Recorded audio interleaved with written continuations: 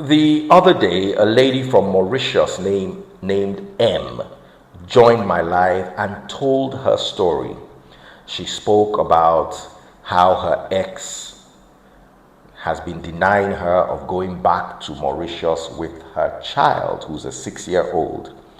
And I did ask for the ex to reach out to me, and he is here. His name is Mr. Olabisi. So he's going to share his side of the story, and I'm going to ask him some questions, and then I'll also give my advice. So please introduce yourself and tell us how you found yourself in this predicament. Very, very interesting. Anyways, thank you so much for the opportunity of having to hear my own side of the story, so people don't base their judgment on a one-sided view. My name's Shegun Deji Chidi Olabisi. I like the Chidi part. So my mom is Igbo, yeah, that's true, and that's is the Chidi part of me. So I'm Igbo and Yoruba. Basically, like you said, it's a predicament because that's what it has become now.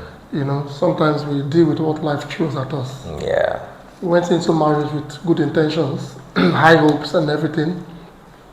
What took you to Mauritius? Because most people now, America, London, Canada. I went to Mauritius on a vacation. It was just a place I chose to go and spend a short time for a vacation. Because I've been to several places and I haven't been there. So I wanted to explore that island and see what is there. You know, so it was a vacation trip that took me to Mauritius. And in the course of my vacation, I met my ex-wife, Emily. I posted a story, a post on my Instagram for my friends after she made that defamatory statement that was taken by the blogs. And I made a proper, in-depth analysis of what transpired between me and her on my Instagram post. Anyways, I'll give a review of whatever it is that I've experienced with her. That's not been a good one. I married that lady with high hopes, you know, a young lady. I was a young man at the time. She even, when in your interview with her, she mentioned my age as 34. I'm 37. So she doesn't even know my age. I'm sure she doesn't know my blood group. Anyways, that aside. So we got married and, you know, different cultures, different background. I was coping with a lot of things which, you know, I would say are not relevant at this time. Fast forward to in our country, I used to, when I went there for the first time, I went there for a vacation. I used to be a consumer of weed. Do you still smoke now? She too, she smoked. In our country, I don't know the system, I didn't know the laws. And in a place where the only person that I met, she's the first lady I met in that country. And then we got married in a short time. And I'm based in Dubai, so I was shuttling between Dubai and Mauritius. And in the process, I started to make investments in the country. I set up companies there, one of which was an entertainment company. I was used to bringing international artists for shows and concerts, you know. And this is my wife. I asked her about the system of the country, and she said, "Oh, it's not a problem that I can ask people to send weed for me from Nigeria." I'm not blaming her for it, because obviously I should have used my own discretion.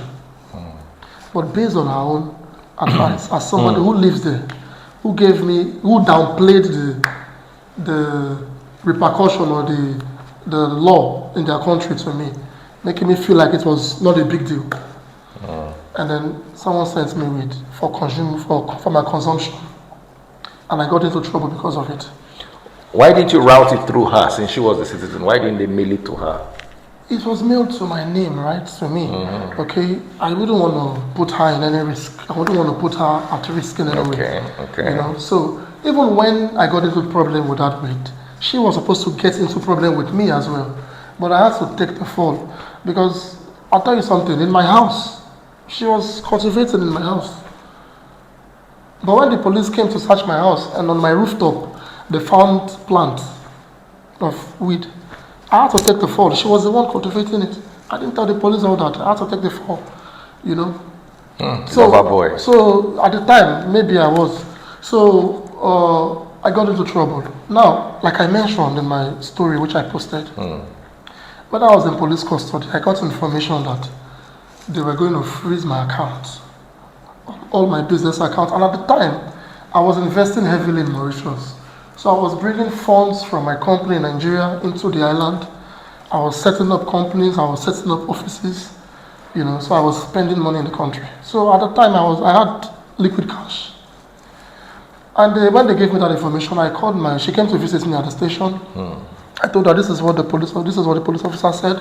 And based on trust, I gave her all my bank cards. I'm trying to start from the background that I freeze. This was where the trust was breached, the betrayal. I gave this woman all my bank cards, access to my online banking and everything. I told her, remove the monies from my business account and put them in your account and send them back to my company in Nigeria. Send some to my family and keep some for your upkeep. That was the instruction. The next day when this woman came to see me at the police station, she was wearing a new set of jewelries, expensive jewelries.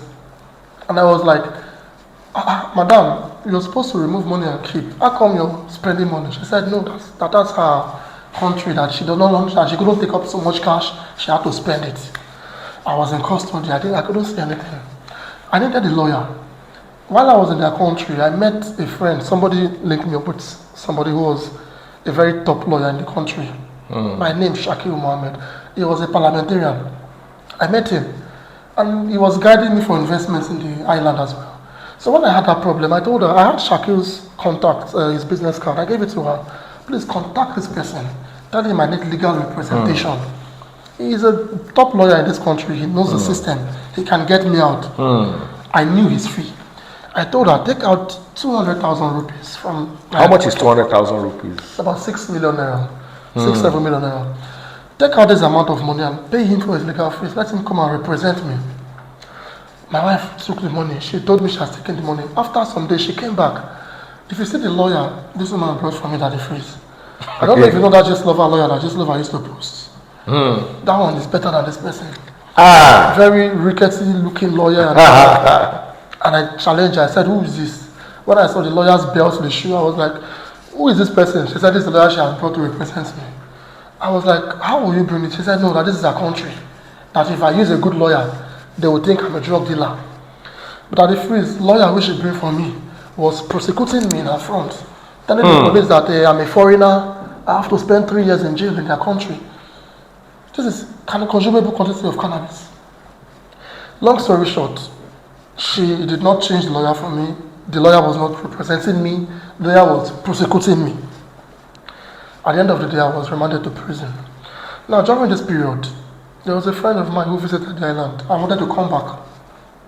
I told her, madam, this guy should find his way. He has been here before. Even though I accommodated him before, he's coming back. Let him take care of himself. Now I'm in custody. My wife took this guy and put him in my house. And they were living together while I was in prison. That aside. What were they doing? Were they dating? I don't know. But because she admitted on live that she cheated on you once. The cheating she did was multiple cheating. I'll get there. And at the first, the funny thing is that she's not,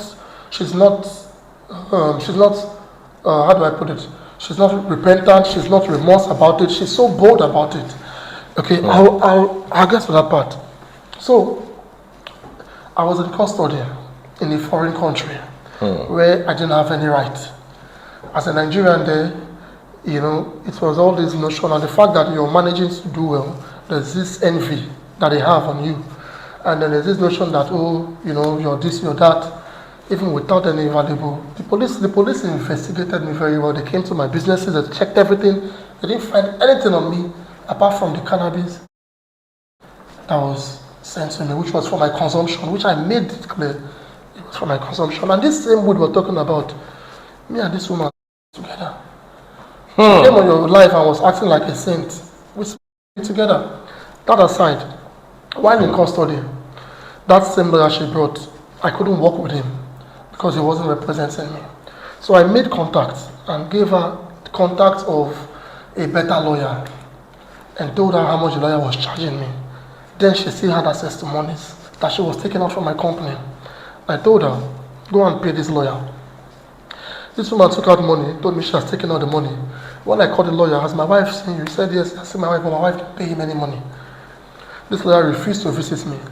I went back and forth like that for months. And in a foreign country, if you don't have representation, it's very hard. I was just taken to court and returned every 21 days. Long story short, I was able to beg that lawyer. His name is Barrister Tony Gokul. He's a very good man, and may God bless him for me. I begged that man to come and visit me in the prison without payment. When the man came, I cried to him. I told him, listen, this is my situation. This is who I am. Go and check me out. Please help me. When I come out of here, I will take care of you, whatever bills your fees are. The man contacted my family, and the man told me that they are not allowed to take money directly from the detainees or to work directly with the detainees. They have to work with my family.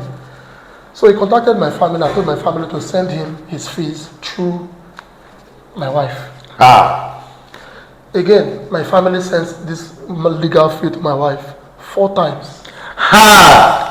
But the fees, I'm not exaggerating. If you want, my mom can come on live. She was even very curious when she saw the video that lady did. Anyways, my mom sent legal fee to her 4 times. This woman ate everything and did not even pay for once. How much was this legal fee now? It was in different amount. I think one time the man charged me, as at the time, he charged me 300,000 rupees. Which is about 9 million thereabout. She ate it. She ate it at the freeze. Wow. The second time, my mom sent her about maybe about 40,000. She was sending her some bits and pieces. She will collect the money and tell my mom she has paid the lawyer. But when the lawyer doesn't come to see me for months, and I call him, he says he has not gotten any money from my wife. I have chats from the lawyer. I will show you after this live. So you see evidence of what I'm saying. I'm not going to say anything false to paint her in a bad light. Long story short, I was going through all this. The lawyer agreed to represent me, but the lawyer was doing it, with somebody who is not being paid. He was doing it at his own convenience. I was managing the whole thing. Another incident happened in prison. I want this to be out there. Another detainee who knew I was married to a Mauritian. Who, in that country, Nigerians are very, very much disadvantaged there. Because the country has a system where anyone can just point a finger at you. And if you're a foreigner, you get picked up, they lock you up, and then they start what they call inquiry. And then the inquiry can take 4 years, 3 years. They dump you in the prison, no representation. Lots of Nigerians are there. So a particular Nigerian guy there, he was accused of something. And then he approached me and said, your wife is Mauritian. Your wife has your bank account and your Nigerian card. Can my family pay money into your Nigerian account for your wife to remove it and help me pay my lawyer? I said, wait, let me ask my wife. Then she has stopped visiting me, but I had phone calls because we get 10 minutes phone call every week. I called her. This person has a problem like this. Can you please help this person? She said, yes, no problem. That she even knows the person's lawyer. I gave the person the go ahead. The person paid money, 50,000 rupees, into my Nigerian account for her to take it. She took this money. When I called the next week, she said she has paid the person's lawyer. I told this person, my wife has paid your lawyer. My brother, the person went to court, his lawyer didn't come. He came back, he called his lawyer. I said, he has not seen anybody like my wife. I was going back and forth. This woman will be lying to me, telling me, yes, I just left his office now. That is what I was doing, on top of somebody else's issue, to the point where this guy's sentencing approached. His lawyer was not representing him. To the point when I realized that my wife was fooling me, I had to, from the prison, give my mom authorization to be a signatory in one of my company accounts in Nigeria. So my mom can access money and refund the money that guy paid to his family. But before all this process would be done, it took time. A week to the boy's sentencing, that was when the boy's lawyer got the money. What would he prepare? Brother Freeze, that boy was sentenced to 35 years in prison. I'm not exaggerating. She knows. If people listen to this interview, people who knows that guy will come out and talk. That guy was sentenced to 35 years in prison. His name is Uche. He's in Mero's prison now, serving a 35-year sentence because of the wickedness of the woman I said I married as a wife. This is a background story, Brother Freeze. No, now. It got to a point, I was in that prison. This woman stopped visiting me. When the whole money she had from me finished, she stopped visiting me. She now did something. She now went on my social media because she had access to my Instagram and my Facebook. And she messaged every single contact I had on social media, telling them, both the big and the small, the medium, the people who I help, people who are my boss, people who I'm their boss. She messaged everybody, telling them that I'm in problem, I needed money to pay lawyer. Some of my friends in Dubai were creating WhatsApp group and contributing money for this woman. This woman never told me. This money ran into thousands of dollars. Till today, I don't know the exact figures. Because when I came out, I get calls. This one said, I sent you $5,000. This one said, I sent you $1,000. This one said, different people are telling me, oh, I sent money to your wife. Oh, I helped you when you were in there. And I never needed those help. I never asked her for those help. And none of those help got to me. And she never even told me what she was doing. Long story short, that lawyer fought for me. I got bail. How were you able to pay the lawyer? I didn't pay him until I came out of prison. The lawyer fought for me and I got bail. He gave me a bill of 300,000 rupees. Now, according to their law, a random person cannot pay on my behalf. Only my family, who is registered to me, can pay my bill. And she is the only family I had there. I didn't have brother, I didn't have sister, I didn't even have friends in Mauritius. I only had her and people who worked for me. And most of the people who worked for me were students. You know, people who were schooling there and people who were doing part-time jobs for me. Now, I got in bill. I thought she would be happy that I'm coming back home. They gave me bill. My family sent the first money to her because then she had embezzled everything she had. Don't forget, while I was in prison, I set up a business for her while inside prison. Before I went to prison, I set up a company for her, a fabric importation company that I invested heavily in. I spent close to 50 million naira in that company. As at that time, by the we're talking of 2018. 50 million naira in 2018 importing was about from Nigeria to Mauritius. Was about almost $200,000. I don't know the equivalent of the phrase. But this is what I spent investing in her own company, registered a business for her, set her up so she would be independent from what I was doing.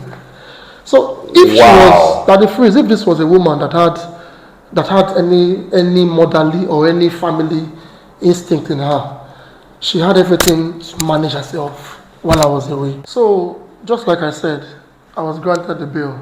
My family sent the bill money to her the first time. This woman ate it.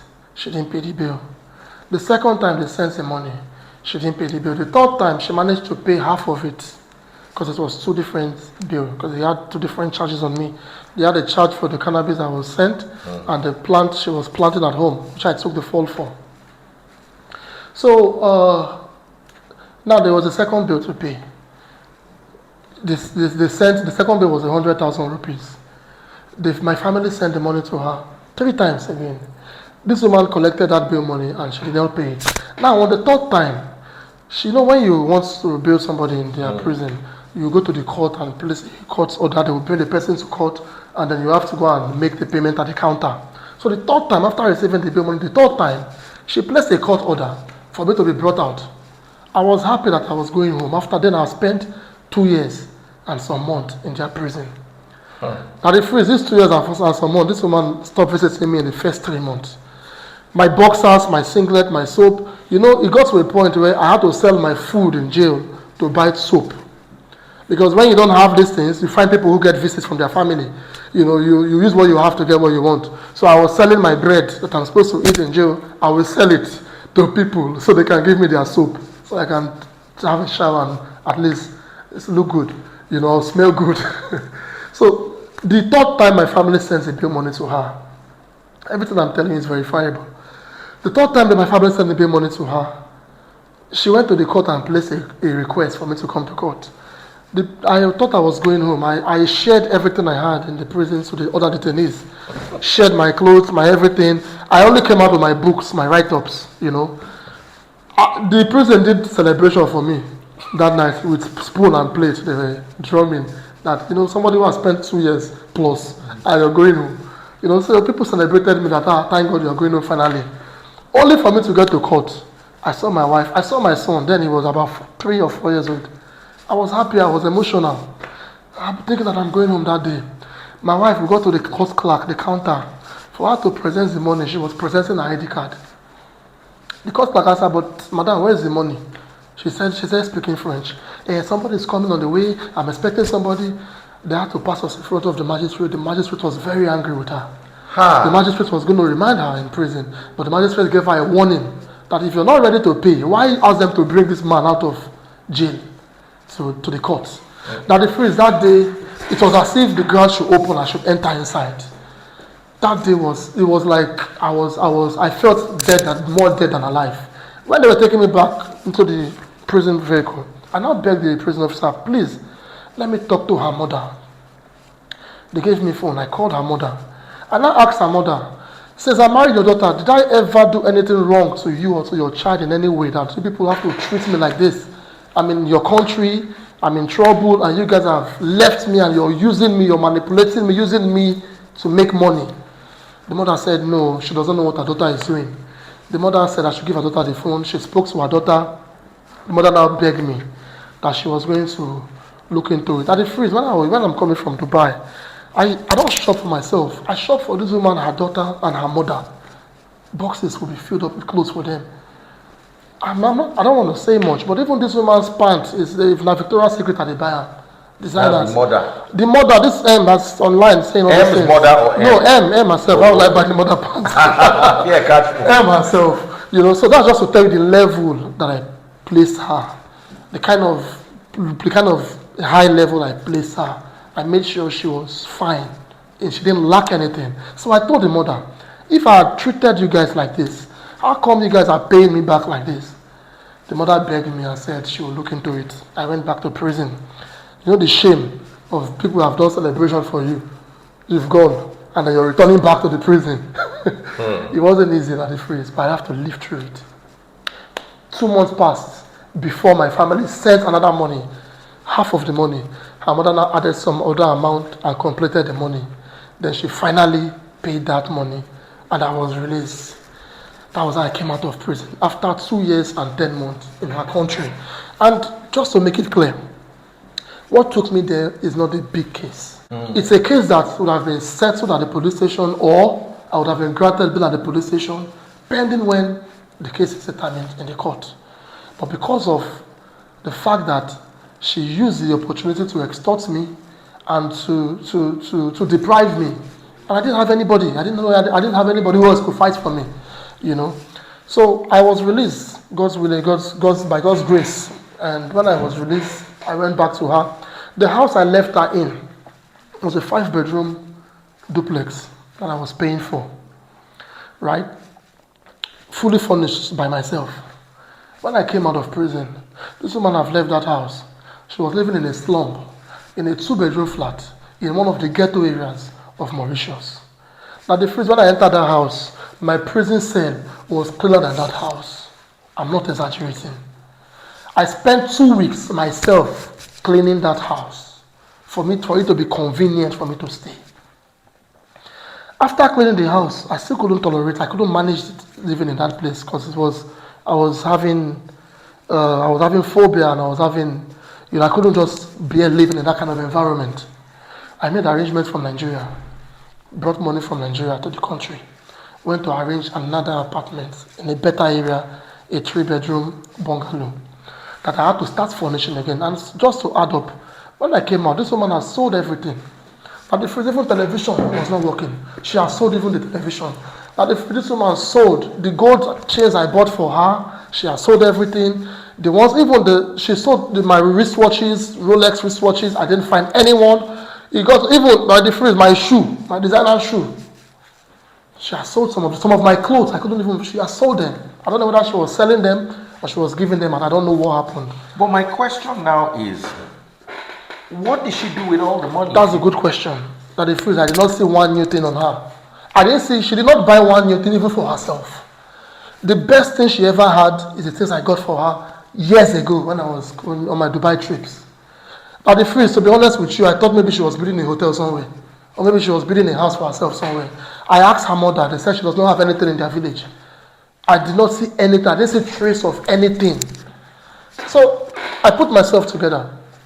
Went to start packaging myself again. She was jobless when I came out of prison. I had to encourage her to get a job. I had to start supporting her. helping her. What happened to the company you said you opened for her? On the fridge, she shut everything. Her own company, her business was closed. I did not see a pin from that business. My own business was closed. All the resources, all the funding, nothing. I did not zero. There was nothing left. And the fridge, despite all these things, I had interest of my child. I didn't want, because unfortunately I'm from a broken home. I didn't want my child to grow up in a broken home. So my interest was to see if I could work with her and raise my child under the same roof. I told her when I came out that I'm going to forgive you for everything. That money you've spent, you've abused, I don't know what you did with it. It's okay. Let's work together. That the freeze, I'll tell you why I gave up on her. I introduced God to her in our marriage. I told her, let's start going to church. This woman started to use that to blackmail me, saying I'm imposing my religion on her. I told her, let's be praying. I started a Bible study with her. So let's study. I started to share spiritual values. This is what I thought I could use to build that marriage. But this woman threw everything back on my face. She will mock me. She will say, hey, I'm trying to be too religious. I'm trying to impose God on her. That she's a Catholic. She's a Catholic that never goes to church. That she's so at some point, I stopped. Because everybody has a freedom of religion. So I stopped. Now, while I was released, I was living in the new house which I got. She was there. Now, because I was on bail, I was restricted from everything. I don't have bank accounts. I couldn't do anything under my name. So I got that house on her name. Right? Now, I furnished the house, put it in order. And I was using her phone. Now, the phrase, this woman will not even hide her cheating messages. I was using her phone. I'll be seeing her chats with her boyfriend. Now, the phrase, I realized that this woman was paying men to sleep with her. I'm not exaggerating. We're sharing her own phone. She doesn't even give me the courtesy of deleting the messages. I would see chat messages where she's inviting men from abroad to come and sleep with her in Mauritius, and I'm there. And I told this woman, I sat her down, I told her, Madam, I'm out of prison. I forgive all your cheating, even though it wasn't from my mind. But I was taking a sacrifice because of my child. I told her, I forgive all your cheating if you're willing to change. I believe you did it because I was away. Now I'm outside. Tell all those people that your husband is back and cut off relationship with them. After 2 weeks, I noticed she was still doing the same thing. I swallowed it. Now, I was stuck in the country. I couldn't leave the island. I was on the travel ban until the case was finished. Within that period, her mother visited me. When her mother came, her mother started reporting her to me that she borrowed money from people in their village using my case as an excuse, telling them that her husband has been giving bill, her husband needed money. And she collected the money from several people. And one of the persons was a lady that worked at a radio station. And she wasn't picking the person's call anymore. So when her mother told me that, I told her mother to call the person. I spoke with the person and I assured the person I was going to refund the money back. The person should give me time. When she came back from work that day, I sat her down because I wanted to have a good conversation with her. I even gave her a cold bottle of beer. And then I told her, listen, you don't pass bridges and break it. When people help you, you don't break that part. I understand you collected money from people for whatever reasons, but you should not cut them off after taking money from them. This woman fled up and she became very aggressive. I started saying that, oh, I'm lying. I said, but your mother is the one that said this to me. As she now confronted her mother, it became a fiasco in the house that night. That same night, she walked her mother out of the house. Her mother left.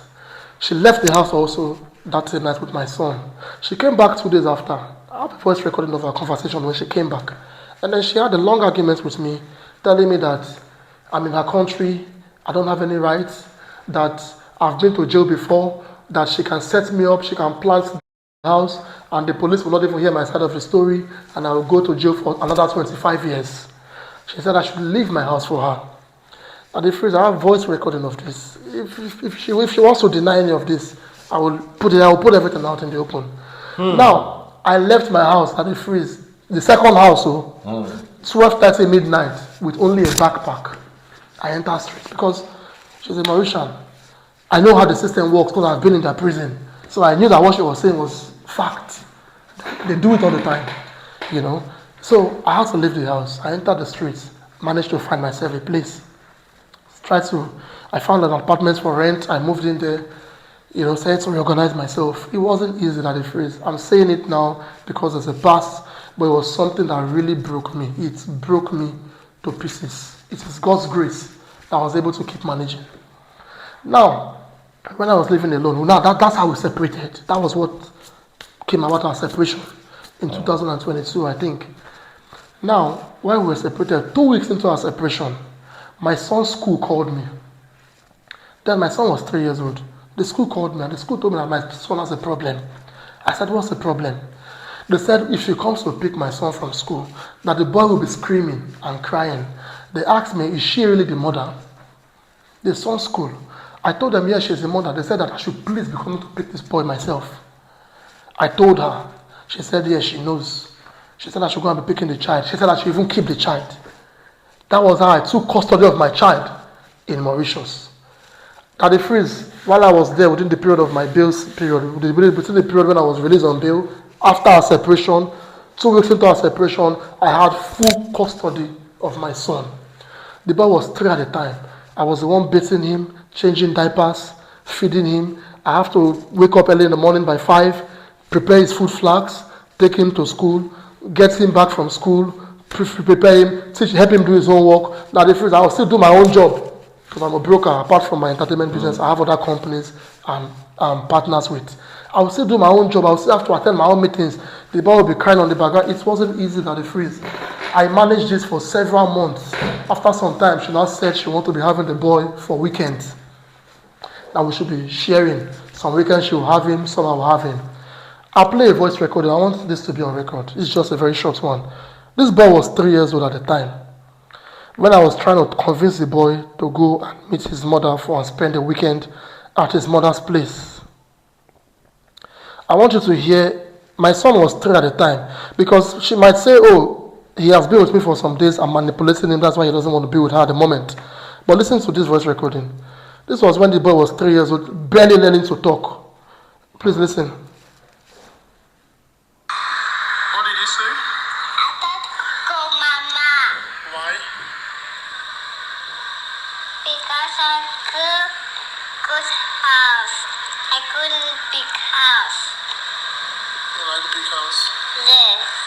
But Mama house is good. Why you don't want to go to stay with Mama? I don't want. Why? I'm scared of my mama. You're scary of your mama? Oui. Why are you scary of your mama? Because mama is me monster. Mama is monster? No, Mama is not monster. You should not be scary of your mama. Mama loves you, huh? Nah. Why you now? Ukwana? I'm scary. Why are you scary? Because I'm scary. Mama is good. Nah. What is now? Mama is good. Nah. You go to your mama house tomorrow, okay? Don't worry, another weekend you come and stay with me. Tomorrow you go to your mama house so you can go to school. Okay? Okay? You'll be a good boy. So this is when this boy was 3 years old at the freeze. He was barely learning to talk. You can imagine what the child was saying about his own mother. Wow. I'm not blaspheming this girl. I'm not saying anything to paint her bad. I'm saying the truth. Exactly how it is. Long story short, I was managing my son. He was living with me. I changed his school, put him in a better school. I was doing everything for the boy. Some weekends she have him, sometimes I have him. Now, fast forward to when my case was about to finish. A week before my case was going to finish, she came to me that she was broke, she was sick. She gave me a medical report. I said, you have the medical bill, the medical prescription she gave me. Now the first I took her to a pharmacy, I bought her all the medicine. I wasn't with her, we were separated at this time. I bought her all the medicine she needed. I gave her money. I took her to a shopping mall. This woman filled 3 carts up with goods. I paid for it. She took it home. And I told her that, listen, in 3 days' time, I'm going to be having my sentencing in court for this cannabis case, this weed case. So you have to take this child back because I don't know what the outcome would be. That was how she had my son back. 3 days after, I went to court and I was given a sentence. And God so kind. Obviously, the law knows that I spent more time in prison than my case warranted. They gave me a sentence of 2 years. I spent 2 years and 10 months prison. That's to tell you how you know how I overstayed for a flimsy case in Mauritius prison. So the sentence they gave me, I had already overstayed more than the sentence that the crime or whatever it is should carry. Now, but I had to go for administrative process for 1 day. Now, after that, according to their system, they were going to call my wife to ask about my conduct. So no, because I had businesses in the country, I was a permanent resident in the country. They had no right to kick me out of the country, and I had served for whatever offense I committed. They said I committed, right? So they called my wife to ask about my conduct. Now this woman finished me to the PIO officers. PIO is their passport immigration officers. She finished me to them. The officer that called her told me that, "Do you really marry that woman?" He said if I heard what my wife told them about me. They said she told them that I was a useless man. I've never taken care of my child. Since I came back, I abandoned my child. This was a child that I've been having custody of. At the freeze, I have receipts of the school fees I paid. My child was going to a very good private school that I was struggling in that situation. I was still struggling to pay his school fees. Even I have friends who know me that sees me. They used to laugh at me when they see me taking my son to school every morning. You know, some of my friends were even shocked that I could do that. This woman blackmailed me to the immigration that I've never been a responsible father. I didn't take care of my son. She would, if I'm lying, let her come and counter it. That is based on that the immigration said they are not going to release me to the country. They now put me in their immigration place. They had an apartment where they keep people that they want to deport. And my lawyers refused. My lawyers were now suing the government. My lawyer wanted to sue the government and fight for me to stay. I was skeptical about that. So today my lawyer is angry that I left the country because he didn't want me to leave the country. I left the country without my lawyer's consent. Because when I saw everything, I saw it wasn't worth fighting for. Who am I fighting to be with? The woman I'm fighting to be with is the one that's blackmailed me to kick me out. The son I'm fighting to be with, I don't know if, so I felt like it wasn't worth it because the only person I had who was of value, who I had love for was my son. And I didn't trust her. If she has tried to keep me in prison, I got out of prison. If she has tried to kick me out of the country and I'm fighting to stay, then she can try to kill me. So based on that, I decided to leave the country. I bought my own ticket and I left at my own will. I was not deported. I bought my ticket and I left the country at my own will. Came back to Nigeria. I got back to my business and started reorganizing myself. When I got back to Nigeria, immediately I arrived in Nigeria. When she found out that I was in Nigeria, she blocked me. She blocked me on her WhatsApp, on everywhere. She refused me access to my son for the next 6 months. I wasn't able to talk to him. I didn't have any angle to talk to him. Now I was using proxy means to check up on my son. The school he was going to, I had a friend of mine whose child attended the same school. So I was using that person to check up on my child to know if he was okay. I was contacting my son's school to talk to him on a video call. The proprietor was giving me access to talk to my child on a video call. I sent money to a friend to be putting snacks because they later told me that my son was coming to school without food. They said when he's coming to school, she puts only dry bread in his bag. And the boy will be looking at other kids having snacks and all that. So I sent money to a friend, telling her that her daughter attends the same school, telling her that please, when you're going to drop your daughter at school, please buy some snacks, juice, put in my son's school bag. When my wife found out, she went to fight that girl. That why is she giving her son things? Now, the school was allowing me to talk to my child. When she found out that I think the boy mentioned it at home that he talked to his father. She went to the school and fought the proprietor of the school. Now, why are they allowing the boy to talk to the father? The school told her that they cannot stop me from talking to my son because I'm the one who registered the boy in the school. And I'm the one that is registered as his parent. Now, they cannot stop me. That she has no rights to stop me. Now, if she wants to stop me from talking to my son, she should go to the court. That was lingering. Now, 2 weeks after that, I noticed that the boy was not going to school anymore. I now made inquiries. Why is he not coming to school? I was thinking she had even changed his school. So, but I now asked them if they've seen her. They said they've not seen her around the neighborhood. I said they should go and make an inquiry in her house to see if she has even changed her house. Unfortunately for me, when they went to check in her house, At the first, they found out that the house was locked. That was the house I left. She made me leave for her. They found out the house was locked from the outside, but so they were hearing voice inside. So they now went into the house and peeped, and they saw that my son was locked up inside one room. At the first, this woman subletted my house and rented one room to a total stranger, a Nigerian guy, and was living in one room. And then that her own room, she locked my child inside that room, put bread on top of the fridge, and traveled to Dubai for 7 days without telling her family, without telling her mother, without telling her cousins, without telling me, without telling even her neighbors. That boy was in that room alone. At the freeze, you're a father. I'm not exaggerating. I have proofs because I have to involve the Mauritian police. I was in Nigeria here. I called the Mauritian police. Mauritian police had to go and break into the house to retrieve the boy because the person she was subletting with refused to give them access.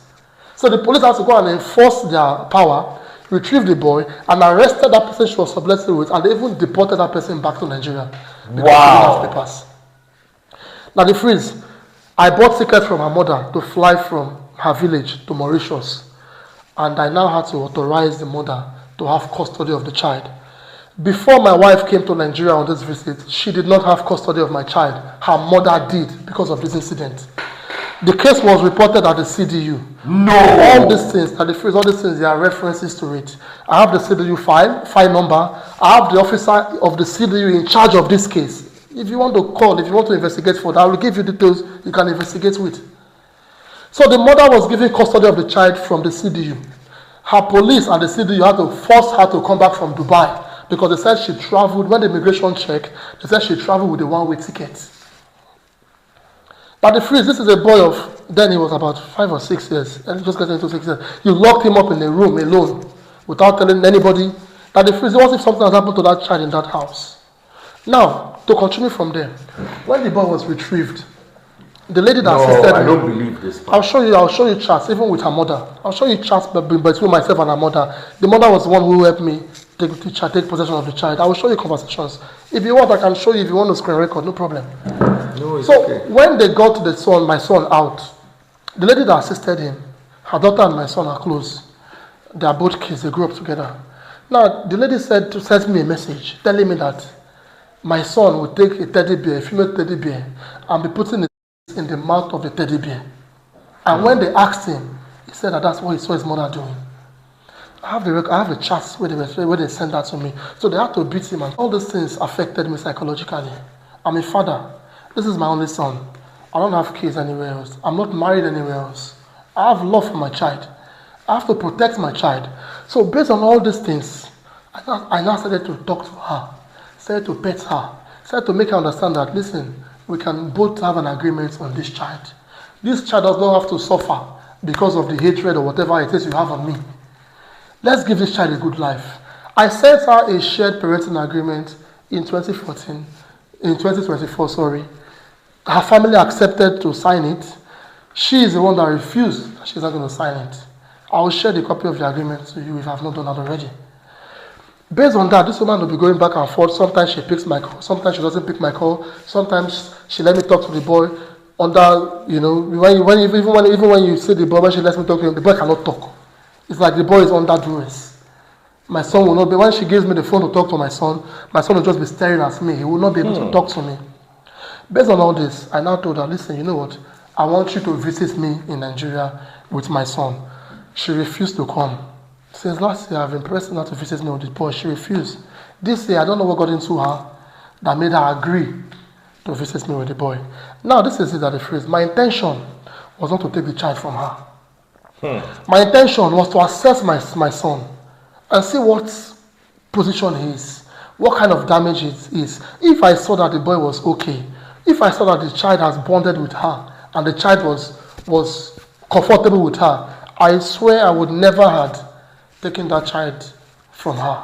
I would have taken care of them and let them go back together. That was my intention. But when I saw these people, when I picked them from the airport, my son was looking different from what I used to know. My son used to be very lively, very active. He was looking very timid. He could not even talk. My son was looking very unkempt. He was wearing like rags. Even she herself, she was looking very, very dirty. Let me use that word. Notwithstanding, I took care of them. I took them, put them in a hotel in Lekki Phase 1. She's staying in a low budget hotel, Preskin Royal. I was paying 69,000 or so per night there. I don't know whether she want me to put her in a Transcorp Hilton Hotel.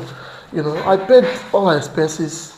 You know, the next day, which was a Friday, she messaged me, said she wants my son to spend time with my family. I said, yes, I'll appreciate that.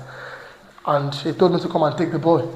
I came, I took the boy, took him shopping, took him for medical checkup, cleaned him up.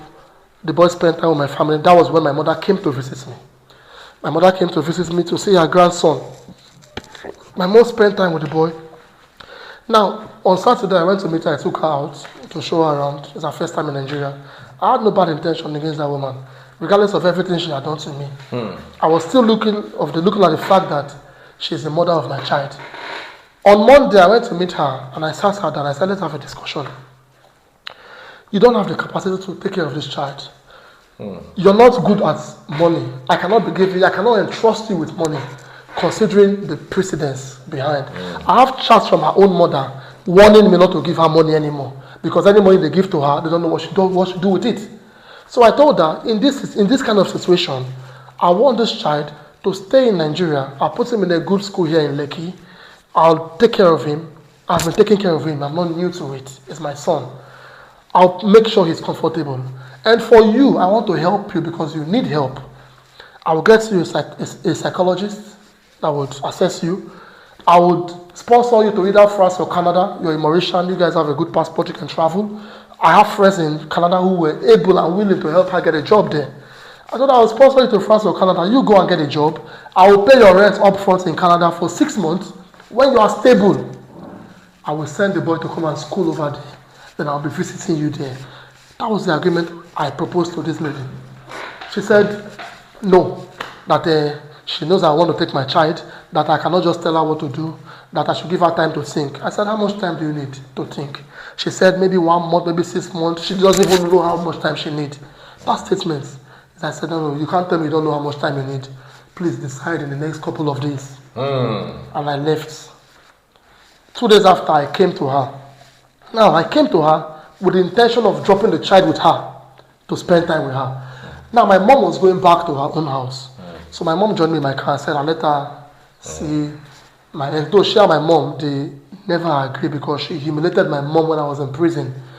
On your life, I heard she said she called my mother told her to go, but that's a lie. This woman blocked my mother when I was in prison. My mother stopped talking to her while I was in prison. She has never spoken to my mom since I left prison at the freeze. She blocked my mom on her social media everywhere. So my family, all my family, not only my mother, all my family, she blocked them so they will not see the lifestyle she was living. So my mom came with me to the hotel. My mom said she wanted to have a word with her, woman to woman. My mom sat her down and spoke to her, advised her. And they seemed to be having a headway. They called me to the table. I came there. I sat down. And then the next thing, she sounded very rude to me. And I reminded her, I said, listen, Em, apart from the fact that I'm more older, apart from the fact that I married you, I did a lot in your life. I'm more older than you with over 10 years. You cannot disrespect me. That's not how to talk. And I'm trying to help you again. That's not how to talk. The next thing, she flew up. She stood up from the chair and she was walking away. At that point, I told my son to go and meet the mom. If she wants to deny it, she should come out and deny it. I told my son, go and meet your mother. My intention was to leave the boy with her for the time being. My son came and held my leg. I said, Daddy, please don't leave me. Papa, please don't leave me. Papa, don't leave me. Daddy, please, it was so emotional. And she was just standing there looking. The boy was holding my leg and telling me not to leave him. I had to tell my son to go into the car. I now told her to also join me in the car. My intention was that we should go and eat at the Chinese restaurants. Maybe the boy will feel relaxed with her to be able to go with her. She refused. She told me she's not coming with us, and I left. Now, as I was leaving, I started to have thoughts in my head. I started to imagine, why would a boy who is just coming back into my life be afraid to spend time with his mother? I started to imagine, what has this woman done to this child behind my back that I don't know, or that this boy cannot express? Now the freeze, I was getting different thoughts. So many thoughts was coming to my head. So I just didn't feel comfortable anymore. What I did when I left that place, I went to Ilason police station. and made a report there. I made an entry there, telling the police that, see my situation, my wife came with my child, this is what has happened, and I've taken custody of my child from the mother. The police took the entry. The entry is at last on the same day that this incident happened. And then she called me later that day and told me, am I coming back with the boy? I told her I'm not coming back with the boy. And as it is like this, since you're not ready to have an agreement with me or a understanding with me, you can as well go back to your country. Then the next thing, she said, she paused. After some time, she called me back. She said she wanted to see me. She wants us to talk. I said, no problem. She said, I should come that night. I said, I can't come that night. It was late. I'll come and see you the next day in your hotel. That was what I told her. Hoping that the next day I'll go and see her and we can sit down and talk things out. That same night, I got a call from somebody who said it was from FCID Alagbon. I was shocked. I got a call. They said, this is a police from FCID Alagbon. I said, what's the problem? They said, yeah, your wife is here. She came to make a complaint, a report that you kidnapped your son. That you kidnapped your son. I said, hey, my wife said I kidnapped my son. They said, you are invited to the station. I said, no problem. The next day, I called my lawyer. I went to Alagbon. I met a senior officer there. They called the officer she reported to. They called her. We sat down. They asked her. She talked her part. I said my part. When the police said my own part of the story, they were dumbfounded. You know, now the police were trying to settle between both of us, telling her that, listen, she was even admitting to the police that she cannot take care of the child. She wants to give me the child, but it's not the way I'm doing it, that she wants assurance. And I told the police, okay, in that case, go and get a lawyer. Let your lawyer come and let my lawyer agree on an agreement. The next day she came with a lawyer. We had another discussion at Alagbon. The police tried to mediate. The officer even left his office for both of us to talk. And we had a discussion, and I told her, listen, you will not leave this country with a child because it's not safe for him. And I don't know the situation he's going through in that your country. Plus, I've been hearing so many reports of the way you're living with this boy in your country. People tell me that you don't even have a house, that you're roaming around the streets, you don't have a job, and they tell me that you walk around with my child will be wearing the same clothes for 1 week. They told me that my wife and my son are walking like refugees in Mauritius. That the I'm alive, I'm not dead. I've struggled so hard to a point where I should be able to take care of my own family. So how will you expect me to just open my eyes and be hearing this kind of report about my own child? I cannot entrust her with money to take care of my child. All the things I've entrusted her with, she has never used them well. So I made her understand this. Okay, let's have an agreement. See, whatever it is, our lawyers will agree. You will be coming to visit this boy. If you want me to sponsor you abroad, when you are settled, I'll bring the child there. She refused. Now, her own lawyer, she started insulting her own lawyer in the police station. What her lawyer was advising her. Now, long story short, the police said all of us should go. Our lawyer should go and settle among themselves. My lawyer said he would draft an agreement and send to her to sign. And if she signs it, then, you know, we can use that as a legal way of keeping custody of the child. When we left that place, I made the reports already at Lagos State Domestic Violence Child Welfare Unit in Alausa. So they invited us for mediation. This is the state government now. They invited us for mediation. So we went there. I picked her up and we went there together. These people, when we got there, she told them that she agreed to she agreed to leave the child with me. She consented to leaving the child with me because the police put her under duress. That she saw that she does not have a choice. You know, she said, but it's not in her mind, this one, that one. The Lagos State people told her that, listen, here, we don't force people. You're not obliged or obligated to even sit down here. If you don't want to be in this meeting, you can go. If you don't want to reach an agreement, you can go. They told her how their procedures were. She said she understood. They said, are you willing to have a discussion? She said, yes. She sat down there. They mediated. They heard her out. They heard me out. And then we reached an agreement in that Lagos State Government Department, Welfare Department. And in the agreement, we agreed that I will be inviting her to Nigeria twice a year at my own expenses to come and spend time with the child. We agreed that I will have full custody of the child. I'll put the child in the school, take care of his health, his well-being, everything. And she'll be having supervised access to the child. And then she'll be having unlimited phone calls to the child. That was the agreement. I'll share it with you. She signed. I signed. 3 Lagos State government officials signed as witnesses. where she agreed to give me consent of my child at the freeze. And then we left the place.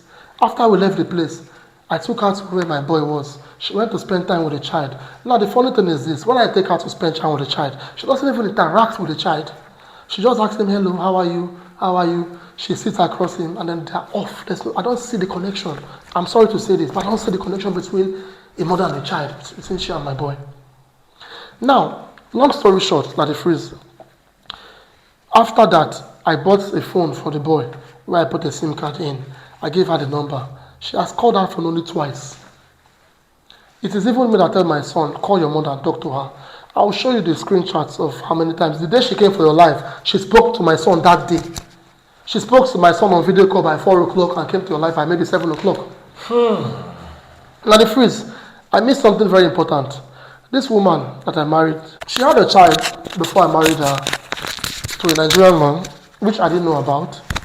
And according to the news reports, she gave birth to that child and dumped the child, put the child in a bag, and dumped the child on the roadside. There's a newspaper publication about that, which I will share with you also. Her own child What that she happened gave to that birth to. child? The mother, the government picked up the child, put the child in their government welfare unit for some time, and after the mother filed for custody of the child. So her mother has custody of that child. Now the phrase, her mother is the one taking care of that child. If she's a responsible woman, why don't she go and start from that her daughter? Her mother has her own children. Her mother is having breast cancer. Her mother is sick. Her mother does not have a job she's doing. She wants to take my son and go and put the burden on that same her old woman. And I heard that recently her mother had stroke. At the freeze, I'm able, I'm complete with my 2 hands and my 2 legs. And you want to put my child in a situation where you're keeping him in that kind of condition. So there's no point in me saying, okay, you take the child, because she's not going to keep the child. At the freeze, this woman has been having in front of, she has been having that in front of multiple men. And I have to protect the sanity of that boy. So in my own interest, I would not allow her to take the child out of my country. Because I will tell you that I'm doing this to protect my son and to give my son the best. And it's my blood. I will fight for him. Everything she's doing is not in the interest of the child. It's in the interest of the fact that it's like her ATM card is being cut off. But the problem is that even when she has the ATM card, she's not spending it on the boy. And I understand that there's the money that our government is paying her for maybe child support or something, some stipends. So obviously if she doesn't go back with the child, she will not be getting that stipends. Of which the stipend she's getting, she's not spending it on the boy.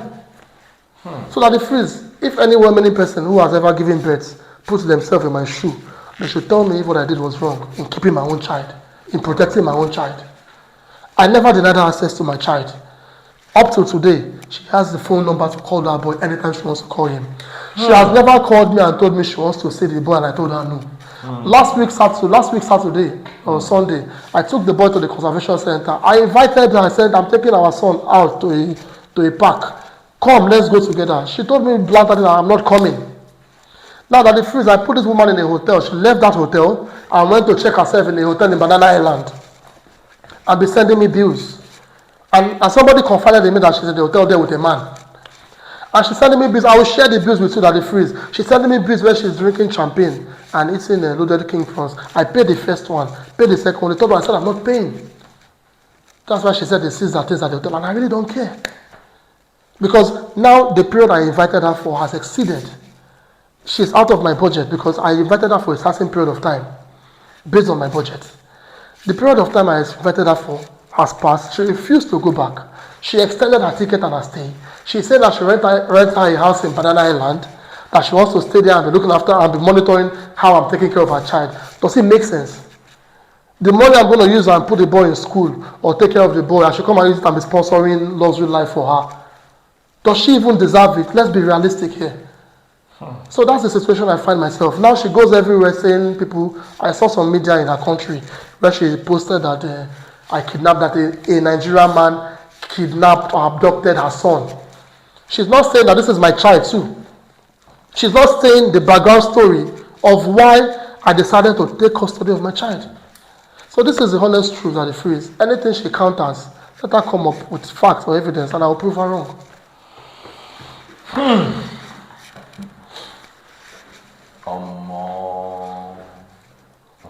hear another story. Oh. That's why it's good to listen to both sides before you judge. So over to you, M. I want to hear if there's anything you want to say about this, this is your opportunity to say it. And my dear brother, if you have a government approved document that says you can take care of your child, as long as you make sure she has access to the child, then I think you follow the government protocols. Those are my thoughts. If you think otherwise, you can drop your comments in the comment section, and if you have any advice or any other comment to make, please do reach out to me. In the meantime, take care and God bless you.